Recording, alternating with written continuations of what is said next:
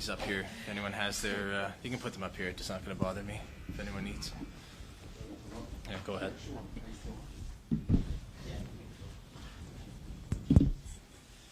All right.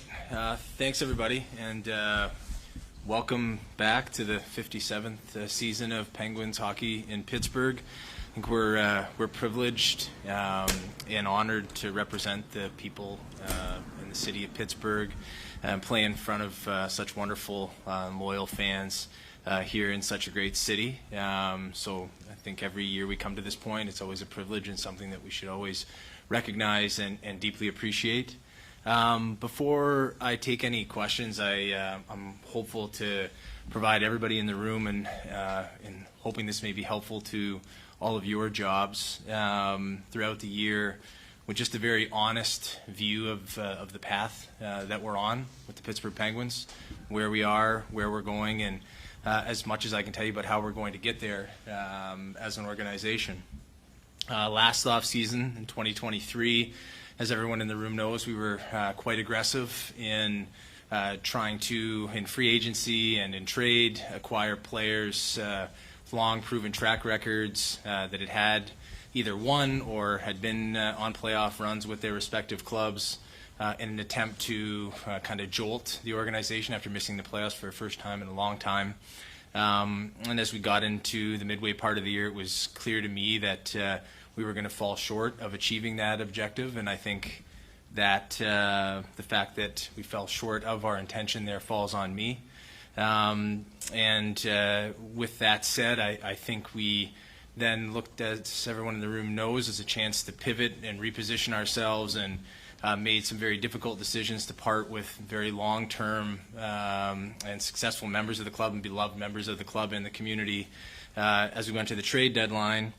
And those trades brought in, a proven player who we kind of felt fits the ethos of the organization. 4 prospects, and Ponamara of Koivunen, Lucius, and ended up with Harrison Brunick in the draft from one of the picks there, and then additional capital as well. Our focus in this off-season was to continue down that path in trade and in free agency, to have a very particular focus on short-term contracts with players that we felt either needed a greater opportunity or whom were coming off of difficult or challenging seasons and had a lot to prove. And that was our primary focus. Rather than spending all of our cap space with 1 or 2 big splashy moves, we felt that the value would be better and it would improve our team as best possible if we focused on very specifically those types of players and the players that you've all now had a chance over the last number of weeks to become familiar with. We wanted to allow for those players, but and most importantly, our younger players to go to Buffalo in the Prospect Showcase, have an opportunity to get off on the right foot, and then allow that experience to parlay into a good training camp here, where they could push for roster spots or show us that they were a lot closer than maybe they were projected on the outside, or that we even felt, frankly, when we came into camp. And I was extremely encouraged by that. I was also extremely encouraged by the condition that our players returned to Pittsburgh in. Year over year, this being my second season here, I think the overall level of the fitness level of the club, as measured by our performance department, improved dramatically, which is a mass credit to the players, their attention to detail in the summer, and to the performance staff led by Marty Lozon in communicating those standards to the players. And I've also been encouraged early on here, and a lot of you would have seen it, by what I think is developing with our core group of younger players and the way that they mimic and follow the example of the leadership of the existing core group that's been here for a long time. It was great to walk out of my office or look out of my office and see Owen Pickering and Tanner Howe and Rucker McGroarty and Harrison Brunick or Tristan Brose out onto the ice at one half late into the day, and as usual on the other end would be Sid and others. And I think that's one of the things we've really strived to do, is to begin to form that younger core group that can learn from the group that's had so much success here in Pittsburgh. And it was there were a number of great moments during camp where the intentionality of that came to fruition out on the ice for everybody to see, and we just need to keep hammering that home. Prior to coming to Pittsburgh, when I always thought of the Penguins, I thought of three very particular things. I thought the Penguins had tremendous competitive spirit every night, regardless of who was in or out of the lineup. I felt that the Penguins were going to give you their absolute best. I felt that the Penguins were elite at development, not only of players, but of coaches and management. And a lot of people in the room have been here long enough to see a lot of those people who have come along, either players that have reached potential far greater than what they were projected to when they came into the league or as prospects, and then the number of coaches who've come here either from Wilkes-Barre or from the NHL coaching staff and gone on to become NHL head coaches elsewhere, and the same in management, frankly, with the number of assistant general managers that have gone on that way. And then the third thing that I always found about the Penguins is that they were always in control. They controlled every single game, and they were in control of their emotions. And no matter what happened to them, they were unfazed, and they would always respond very well to whatever was thrown at them. And I think that those three foundational principles, it's my duty to protect those as the core principles of the Penguins, while also trying to stimulate progress and move us along in the right direction. We've had a lot of discussion internally throughout the off-season and early this season about standards, and it's very clear to me that our players, especially the players that have been here and have won championships here, have very high standards in terms of what they expect from others and what they expect in the building. And I view it, again, as my duty to preserve those standards and that standard that we set, and to also push the group to lift that standard. And I don't take that lightly. Off the ice, throughout the summer and early this year, we have spent a lot of time building out our personnel development, performance, and analytics department to try to push the group along and provide the players and the resources and the staff that are needed to get the absolute most out of everybody in the building each day. And the goal with that is to produce and provide the environment that can bring us into the next era of championship Penguins hockey here in Pittsburgh. I'm excited, very excited for both the short-term and the long-term potential of the Penguins here. And I'll get to that momentarily as to the why. But I think, regardless of what the external expectation is, I think the opportunity that's going to be afforded to a lot of players and a lot of people in our building, combined with those standards that are set and the environment that's set that I've talked about, will allow us the chance to have an exciting and fun year, and a chance and a group of players that the fans can really get behind. Our goal is to build a team each season that I think represents the city in which we play. And after a year in Pittsburgh, I view that very simply as equal parts grit and equal parts innovation. After being here for a year, there's people who lived here for their whole lives perhaps that might have a much deeper feeling of what it means to be from Pittsburgh or representing Pittsburgh. But to me, with regards to the Penguins, it means a team that's built on grit and innovation in equal parts to move us along. What we want to do this season with the Penguins is get the most out of every single person in our building, every player, every coach, every staff member. I think we all understand the task at hand. We aren't favored by anybody to accomplish anything, and that's not to build a narrative. That's just simple fact. We've missed the playoffs the last 2 seasons here, and as a result, I think that sets the external expectation for the season. But I think that everyone in the building knows that the season's going to be hard. We don't come in with any preconceived notions anymore that we're going to walk in and be a favorite, or we're going to walk in and strike fear into anybody. We're going to have to earn that, and we're going to have to build that competitive spirit with this iteration of the team throughout every single day in practice in the gym and each and every game that we play. And what we're going to try to accomplish this season, and what our what our goal is to be playing very meaningful hockey in March, April, and beyond. And I think that if our group can come together, if we can always channel back and protect those core foundational principles of the Penguins, develop everybody internally, have our younger players start to push from Wilkes-Barre up and get the most out of everybody that's in our building, we can accomplish that this season. I think much has been written about the fact, and speaking of those expectations, that the last 2 seasons our team has missed the playoffs on the penultimate night of the regular season. And I think that guides what people would say is the expectation for this year. If you are into that sort of thing, or you're making predictions yourself, or following any forecasts, it forecasts us to be in about that same spot again. And I would say that on that note, that if the expectation is that this chapter of the Penguins is going to go the same place as the previous 2 chapters, that it will lead to a story that will slowly draw this era of the Penguins to a close. And the way that I look at that is that this season and this chapter represents our chance to change the story. If we can simply channel our foundational principles of the Penguins, our competitive spirit, development, and controlling games and controlling our emotions, I think we'll have an extremely successful season, and we'll meet all the goals that we've set for ourselves this year. And having said all that, I'll turn it over to everybody for more specific questions or questions on that there. Okay. We'll make sure we get everybody. So we'll start with Seth on the left.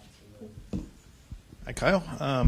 Marcus Pettersson is entering the final year of his contract. I know as a habit or a policy you do not comment on any potential negotiations, but let me ask you, is this at all a situation similar to what you experienced with Jake Gensel last year, where the success or failure of this team going into, I think, March 7th, the trade deadline, will that at all dictate where you go with Marcus or any other pending UFAs?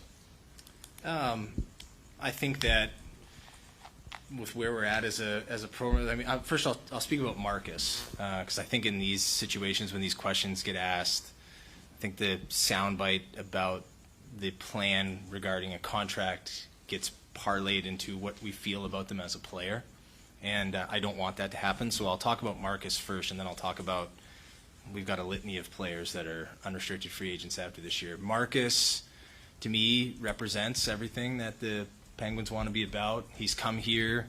He was, at the time of the trade, he got traded for Daniel Sprong. Might have been other parts to it, and I think it's ended up being, an excellent trade for the Penguins, because Marcus is really about what the Penguins, I think, are always about. He's extraordinarily competitive.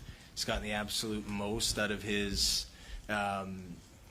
Absolute most out of himself here, and developed into an extraordinarily steady defenseman. He's zero maintenance, works his butt off every day, great teammate that people love to be around.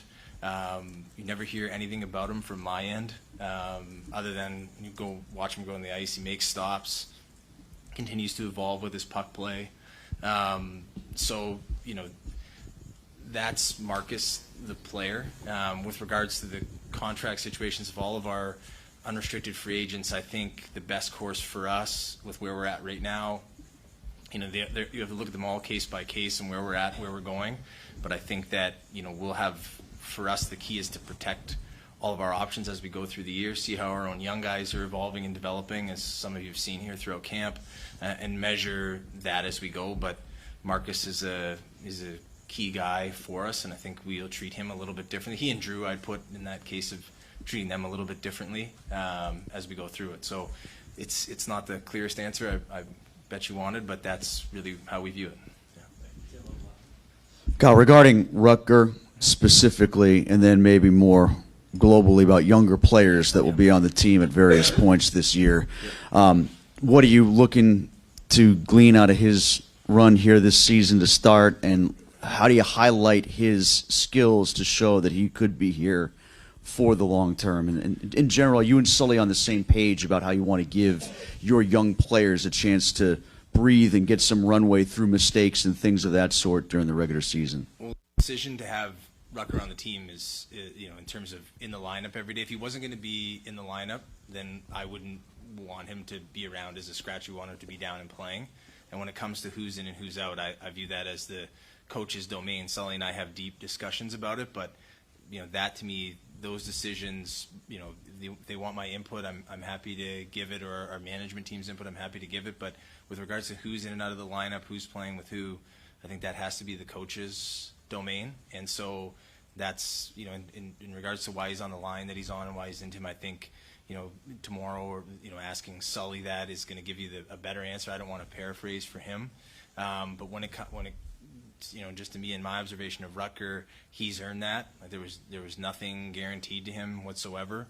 And I thought during camp, from Buffalo all the way during camp and every practice, every single game, I thought he continued to get better and better as the level raised. And I think more so than it's his skill set, I think it's his intelligence and his instincts and his strength and his ability to make reads and make plays. Even defensively, it's not always the highlight reel stuff that you see in other markets on their prospects. It's just solid hockey, and I think he's just a hockey player. I know that gets thrown around a lot, but that to me is what he is. He's smart, he's competitive, and that was why we wanted to make the trade for him. I'm happy for him that he starts today on the roster, but he'll have to earn everything from this point out. And I think with any young player, you're always revisiting what's right for them, and in the best case scenarios, they just never look back and keep getting better, keep rolling every practice, every game. We know he's going to put the work in, and that would be the expectation. Kyle, you mentioned the expectations from maybe around the league about your team after not making the playoffs the last couple of years, and obviously there's something of a youth movement taking place now, and I think we associate that with the temporary dip in the standings maybe when an influx of young players comes in, but it's a little different here with the star power that you still have. So I guess my question is, do you still expect to make the playoffs? Do you think it's a disappointing season if you don't, or is it that black and white? I think to answer at the early part of the season, in terms of what will make a successful season or not, there's so many variables that come into play, Josh. Injuries throughout the league. We could make the playoffs, but squeak in while all the rest of the teams above us have a ton of injuries, and I would say, we should have really taken advantage of that if we were healthy.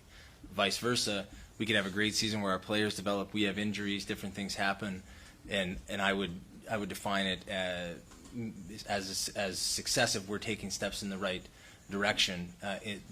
For me, the key is what I believe in the group, with the younger players coming on, combined with the guys I think that need to use the opportunity here to get themselves going in the right direction. Regardless of which one you want to look at, there's any number of them here.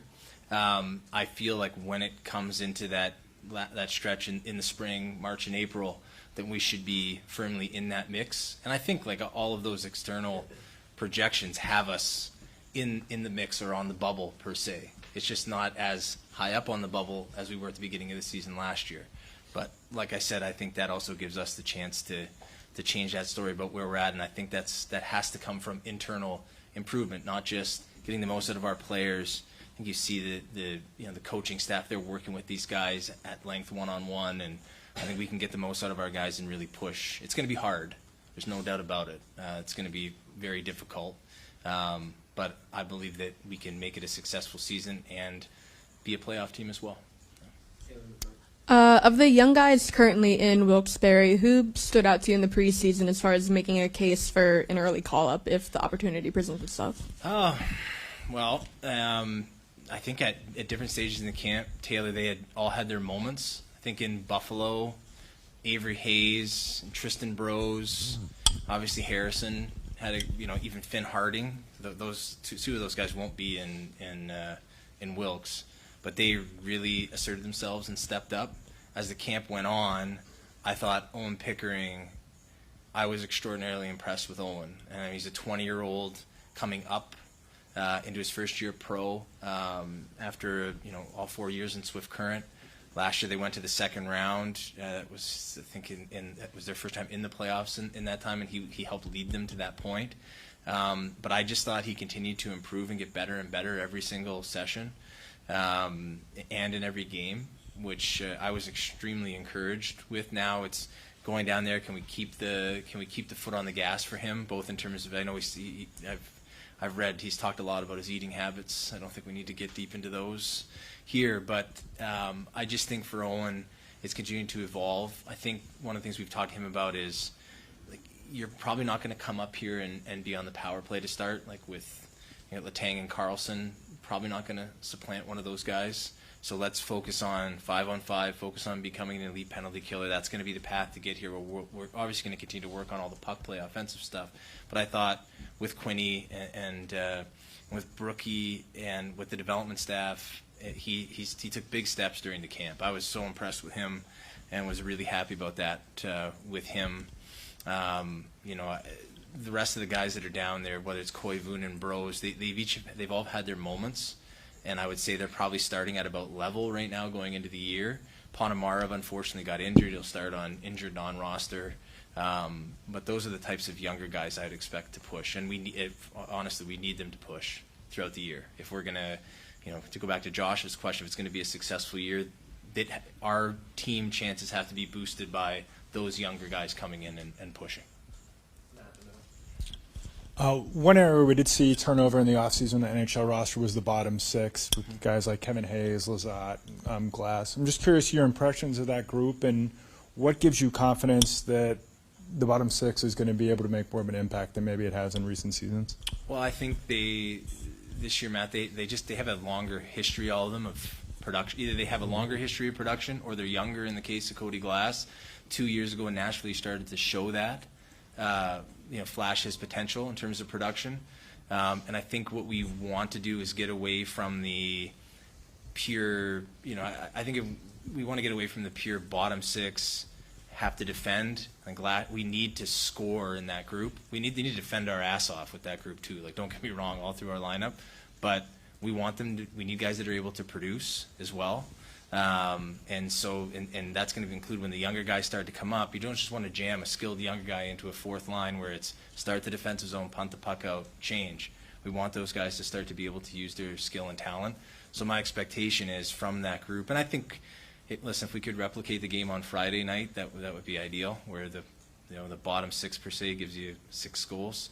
That would be ideal. But the push is that, and I think Cody's a great example. He's been an offensive guy his entire life, and he's come in here and he's done a lot of good things at 5-on-5, especially later in camp and in the exhibition games, but then he's also been very good on the penalty kill and sort of adapted to being a power play guy your whole life. He's got it quick, and the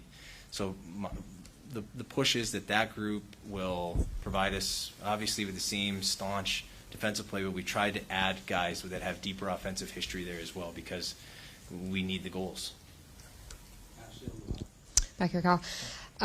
You mentioned the next era of championship hockey. I know variables, like you mentioned, injuries and things can come into play that you can't predict, but realistically, with the roster you have today, how close do you think you are to that next era of championship hockey? I think it revolves around us as an organization continuing to utilize all arms of the organization. First is personnel, so draft, trade, European or college free agents, continue to bring in really good players that way. I think we've started there. We've got a long way to go. Development at players outside of our system, and Jason Spez is leading this department, but Tom Kostopoulos on the development side, both with players in amateur, college, European pro. How quickly can we convert those players into good NHL players? Building up our analytics department or our hockey R&D department to help inform us in making all those decisions and guide that. I think we have players here that know how to win, and a coaching staff, head coach and coaching staff that know how to win. It's on, as quickly as we can, combining all those other arms of the organization. That falls on me to help them as quickly as possible.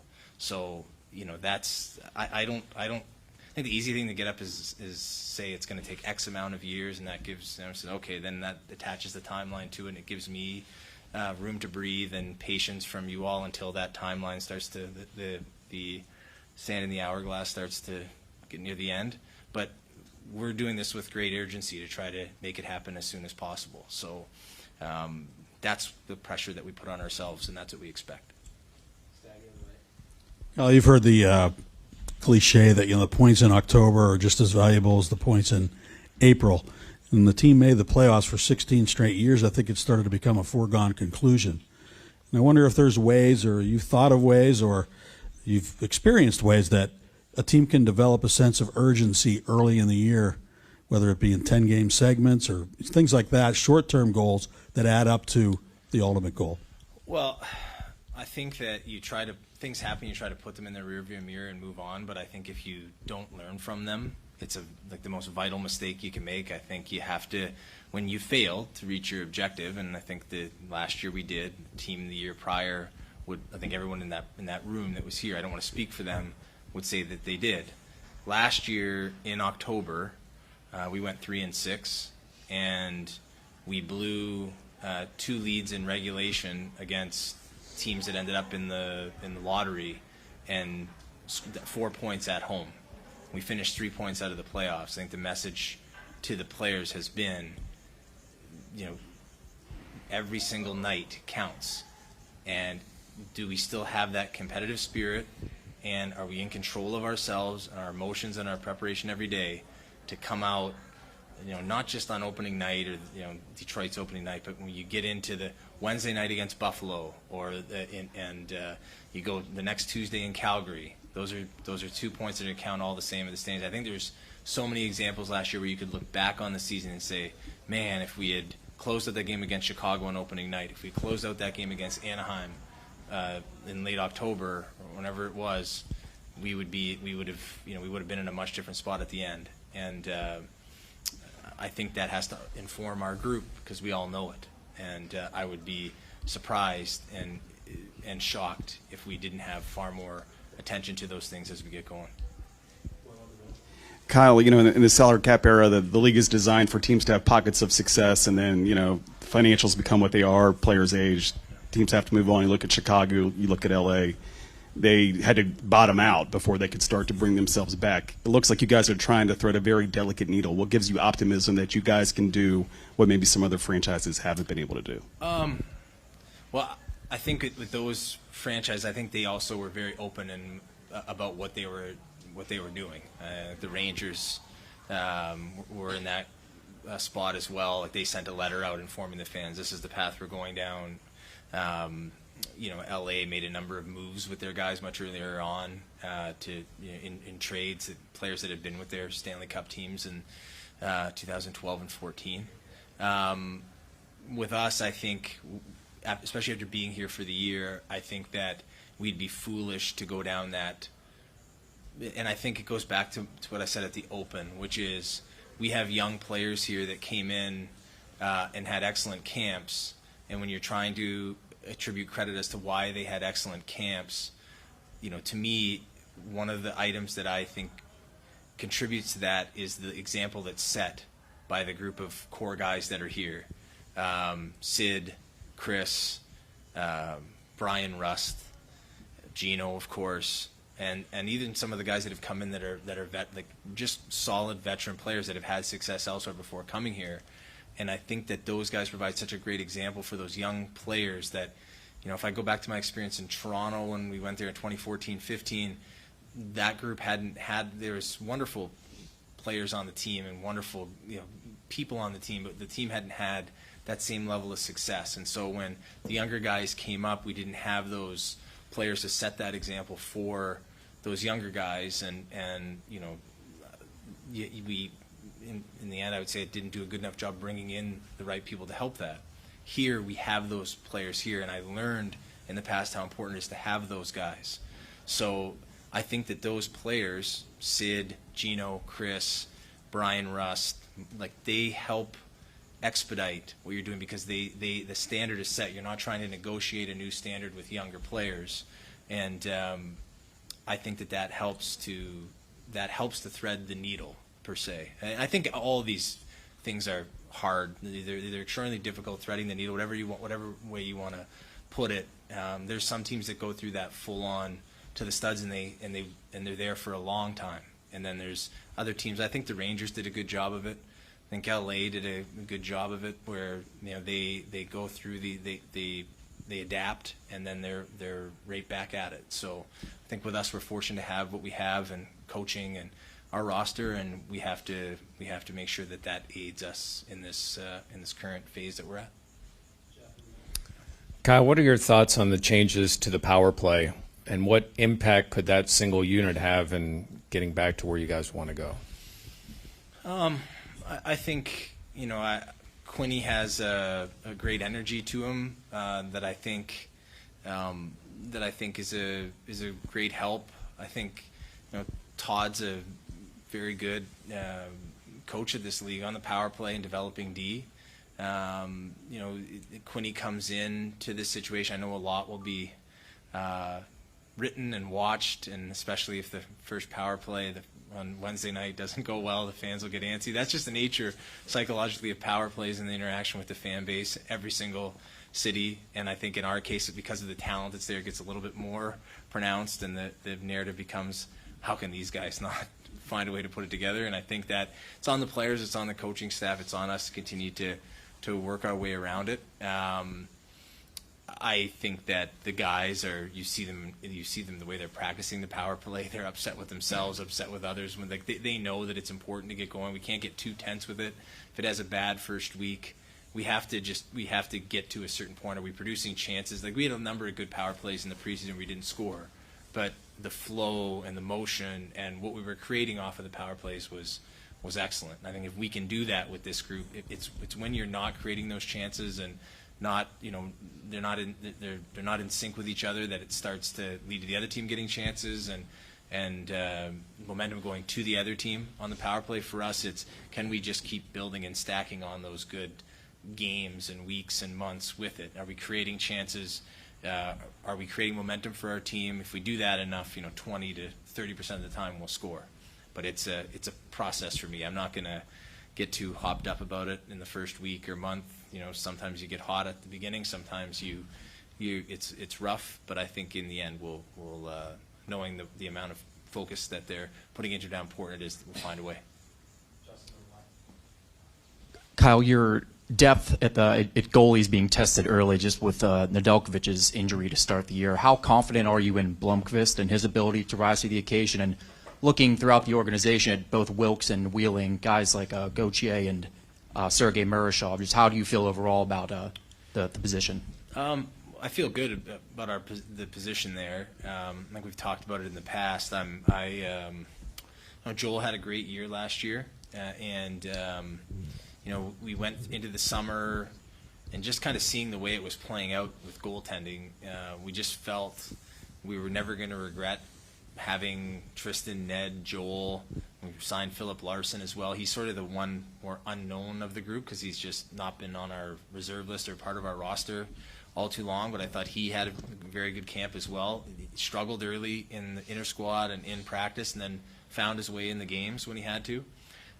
So we'll start the year, obviously, with Ned injured. We'll start the year with Tristan and Joel, and we'll have Sergei and Philip and Wilkes. Gauthier got injured in the first game in Buffalo, so he was the ECHL goalie of the year last year, but he's going to have to go down to Wheeling eventually and get back into game action and get back up and running. We just can't do that at Wilkes, especially considering Sergei and Philip both had good camps. So we've got the 5 healthy now. When Ned comes back, we'll sort out the minor league stuff to keep those guys developing, but I feel good about it. As for Joel, I think his season last year earned him the right to, if this situation were to occur, to be able to come in and start to go. The thing I like about Joel, obviously the first game in Buffalo was a struggle, and then he's able to steady himself and turn in very good performances throughout the rest of preseason. So that's what I like about Joel, and I'm excited for him. It's a great opportunity for him that he's earned. Kyle, I want to clarify something you said early in the press conference, that if the season went the same way as the last couple, that would draw this era to a close. Have you discussed that with the championship core players? Was that part of your conversations with Sid this summer? No, I was sorry, Danny. I was more referencing to what people on the outside would think or say. That basically, if the team given what the expectations are, what the predictions are, I think if you and I think if you were to read and pay attention to it, that's what people are expecting. And I just view this season as our chance internally to change that story. So not clear enough in my verbiage, perhaps, but that's exactly what I meant. Is that if the season goes the way that people on the outside expect it to, from what they're forecasting or prognosticating, that would be the assumed conclusion. I think that is also being forecasted, but what this season or chapter represents for us is our chance to change that. You spoke to organizational development as being a pillar of the organization. You've been here a little over a year, so how would you assess how much the depth has grown overall just with the organization, and how that kind of positions you for success moving forward? I think that in the year, I've been happy with the fact that we've been able to add really good experienced people in the organization. So we've got Doug Wilson, who's here a lot and is accessible to me all the time. Obviously a Hall of Fame player, long track record and really successful stint as the general manager in San Jose. And then we've got Trent Mann, who's been assistant GM in the league, run drafts in Ottawa. You look at their core, their young group coming. That's from his era. And then we were able to add Wes Clark, who I've worked with Wes forever, it seems. And so I've got a deep trust and comfort in him, but he's also developed his own track record in drafting. And we've worked closely together on that. So we've got that sort of on the experience side of it. And then I just think we've got people with a lot of potential mixed together. So we've got Jason Spezza and Amanda Kessel. Spez will run our minor league development operation. Amanda will be his right hand in that. We've added Luke Malloy to our staff from Fenway Sports Management. We've got Andy Saucier on our staff in running the pro department now. He's formerly on the coaching staff here, and Andy has massive potential. And we've got Vuki and Pofu as well, as running our salary cap league compliance. I think the younger members of the staff have massive potential. I think it falls on us and me to develop them and bring them along. So I think that mix of experience and younger people with big potential is exciting, and it really helps us with where we're at and where we want to go.